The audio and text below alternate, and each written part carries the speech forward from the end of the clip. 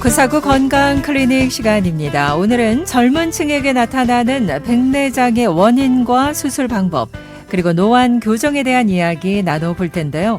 그 외에도 다양한 안질환과 관련해서 궁금한 점 있으신 분들 문자로 남겨주시면 상담을 도와드리겠습니다. 단문 50원, 장문 100원, 샵 0949번 열어두겠습니다.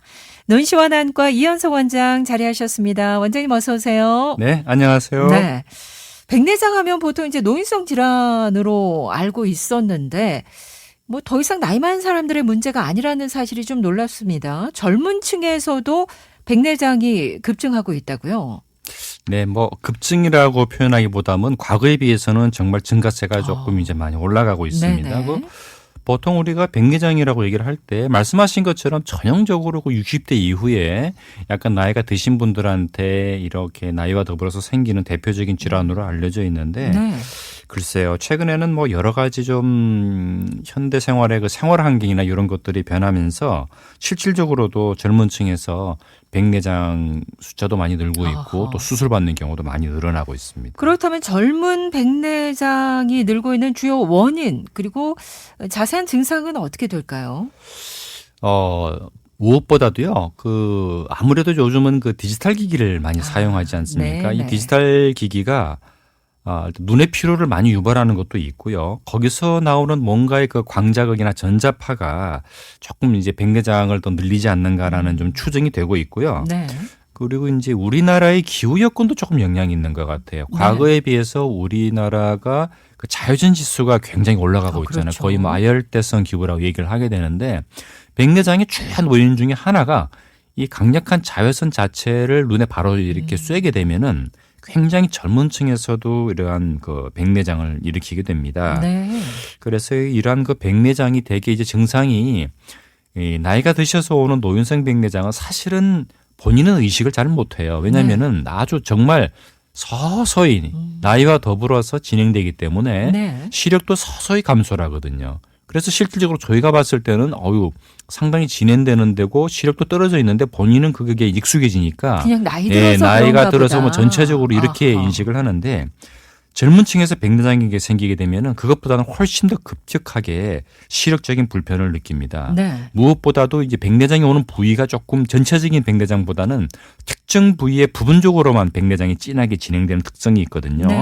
그러한 것으로 인해서 특징적인 증상들이 굉장히 빛에 민감해집니다. 낮에도 빛에 민감하고 특히 밤에 운전할 때 빛 번짐이 굉장히 유달리 심해지는 이러한 빛에 민감해지는 현상이 있고 또 한 가지는 물체가 보통 볼 때 한쪽 눈으로 봐도 좀 겹쳐 보이는 증상이나 심한 경우는 조금 이렇게 떨어져 보이는 이런 복시 증상 같은 경우도 생길 수가 있고요. 또 재미있는 게 평상시에 날이 좀 어둑어둑한 날은 괜찮은데 해가 좀 쨍하게 나는 날, 밝은 날, 이런 날 유달리 시력이 뚝 떨어지는 저희가 이제 주맹이라고 얘기를 하거든요. 낮에 시력이 떨어진다고 해서 주맹이라고 하는데 이런 좀 특징적인 증상들이 젊은 층 백내장에서 많이 나타나게 됩니다. 아무래도 이제 우리 애청자분들 운전하시는 분들 많이 계신데 밤에 운전할 때 좀 빛에 민감해지는 분들 백내장을 좀 의심해 보실 필요가 하시고 있어요. 또 궁금하시다면은 또 문자로 문의를 해 주셔도 되겠고 보통 이제 시력에 대한 저하가 가장 두드러질 텐데 이게 노안 때문인지 아니면 이게 백내장 때문인지 좀 혼동이 되는 경우가 있거든요. 좀 차이를 설명해 주신다면요. 네, 노안도 나이가 들면서 진행되는 건 맞는데 시기가 조금 다르죠. 정상적인 노안은 저희가 이제 40대 중반부터 시작된다고 보고요. 백내장은 이제 노인성의 경우에는 한 50대 후반에서 60대가 본격적인 발생 시점인데 결국 그것은 눈 안에 있는 저희가 수중체라고 하는 조직에 어떤 변화가 생기기 때문에 노안도 발생하고 백내장도 와요. 그런데 노안인 경우는 이 수정태의 저희가 그 탄력이라고 할까요? 탄성. 젤리처럼 이렇게 좀 탄탄하게 통통통통 이렇게 이걸 제가 탄성이라고 하는데 우리가 가까운 걸 보고 먼 걸 보고 할 때는 그 줌 기능처럼 이렇게 탄성이 좋아야 우리가 초점을 맺을 수가 있는데 이러한 탄력을 잃어가는 것이 이제 노안이죠. 그래서 노안인 경우는 항상 시력이 흐린 건 아니고 언제부턴가 먼 거리는 잘 보이는데 근거리를 보려고 하면은 뭔가 초점이 흐리고 안 보인다라는 게 이제 노안의 대표적인 증상이고요. 백내장은 그거와는 조금 다른 특징이 이 수정태의 탄성보다는 그 자체의 그 투명도가 떨어지는 거예요.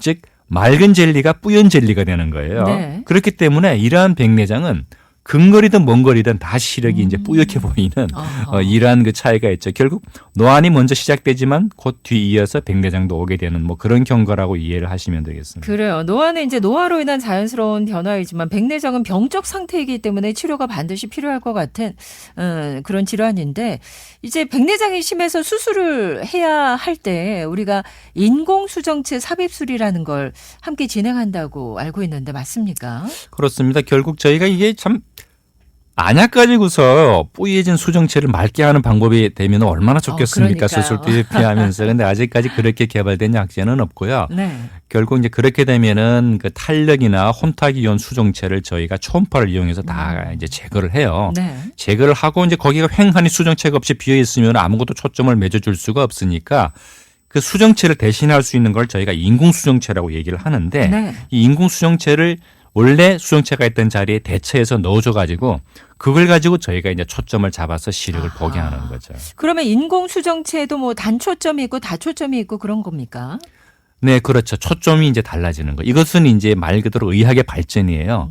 과거에 불과 한 15년, 20년 전만 하더라도 압도적으로 단초점이었어요. 아하. 이거는 이제 줌 기능이 없는 거예요. 그렇기 때문에 우리가 이제 수술하기 전에 본인이 원하는 초점 거리, 나는 좀 먼 거리를 초점을 맞추고 싶다 하게 되면 먼 거리에다가 단초점. 그럼 어떻게 될까요? 가까운 거는 할 수 없이 안경을 끼게 되겠죠. 또 반대로 저는 그냥 가까운 걸 잘 보고 싶어요. 그러면 가까이. 그러면 먼 거리는 또 안경을 끼게 되는데 네. 이러한 불편한 점을 저희가 좀 잡아주기 위한 것이 이제 다초점인 거죠. 말 그대로 다초점. 초점을 조금 분산시켜서 가까운데도 중간 거리도 먼 거리도 볼 수 있게끔 초점 거리를 이렇게 이제 분산시켜 놓은 것을 저희가 이제 다초점 인공수정체라고 하니까 이러한 다초점 인공수정체가 나옴으로써 안경에 대한 의존도를 정말 많이 줄이게 됐죠. 4211 애청자가 노안 수술 심포니 다초점이라는 걸 했는데 돋보기를 껴야 보이는 건 왜 그럴까요? 라는 질문을 주셨어요. 예, 이제 이렇게 이해를 하시면 돼요. 저희가 다초점 인공수정체가 건강한 사람의 수정체를 똑같이 따라갈 수가 없어요. 아하.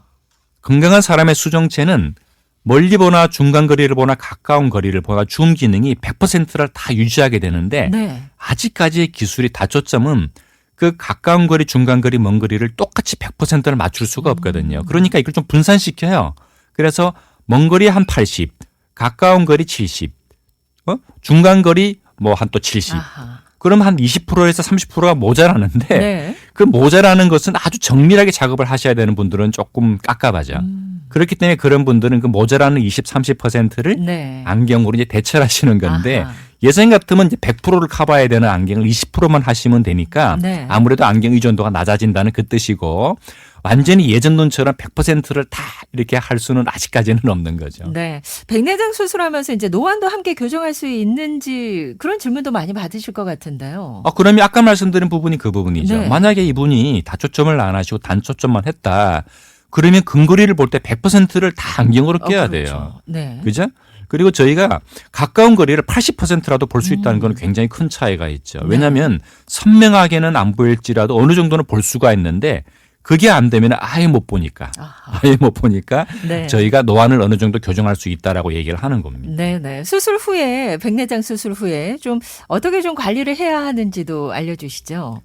네, 물론 이제 백내장 수술이 굉장히 발전된 수술이기는 한데 수술 이후에 이제 시력도 바로 나오고 하니까 많은 분들이 조금 이제 좀 방심하는 경우가 있어요. 네. 그래도 이제 백내장 수술 자체는 눈 안에다가 하는 안내 수술이기 때문에 굉장히 감염 사고를 조심하셔야 되겠대요. 네. 그래서 이제 보통 안과에서 수술하실 때 항상 세면하는 거, 머리 세척하는 거, 밤에 잘 때 안대 붙이는 거를 정말 강조를 많이 하는데 네. 이런 분들을 좀 가볍게 생각하시거든요. 그거 꼭 잘 지켜주셔야 눈의 감염 사고를 방지할 수 있습니다. 최소한 2주간은 안과 선생님이 지시하시는 사항 잘 지켜서 관리를 하셔야 건강하게 시력을 이제 유지하실 수가 있습니다. 그래요. 장인호님께서도 백내장 수술 후 후유증 없나요? 하셨는데 이러한 점들 좀 잘 관리를 해 주신다면 후유증은 생기지 않겠죠. 마지막 질문이 이제 4676 애청자 포도막염이 왜 오는지 어떠한 증상인지 또 재발도 된다고 하는데 평소에 어떻게 예방을 좀 할 수 있는지 알려주세요. 라는 질문이네요. 포도막염은 눈 안에 생기는 염증인데 크게 세균성과 비세균성이 있어요. 네. 그런데 세균성은 사실은 드물고요. 비세균성이 많은데 비세균성이면 이것은 면역 질환인 거죠. 어허. 즉 본인의 면역력이 떨어지게 되면은 눈 안에서 비염증성 생기는 것들을 포도막염이라고 하는데 그렇기 때문에 면역이 떨어질 때마다 재발하겠죠. 네. 그래서 이러한 포도막염이 잘 생기는 분들은 초기에 안과 진료를 바로 하셔서 초기 치료를 해야 그 후유증을 줄일 수가 있고요. 그리고 재발성이 높다는 거 잘 기억하셨다가 눈에 느낌이 안 좋으면 그때그때마다 이제 진료를 받으셔야 됩니다. 증상이 어떻게 나타납니까? 대개는 시력 저하죠. 시력 저하, 네네. 눈에 심한 충혈, 안통 이러한 것들이 주증상입니다. 네, 알겠습니다. 오늘은 안과 상담으로 함께했습니다. 원장님 말씀 잘 들었습니다. 네, 감사합니다. 자.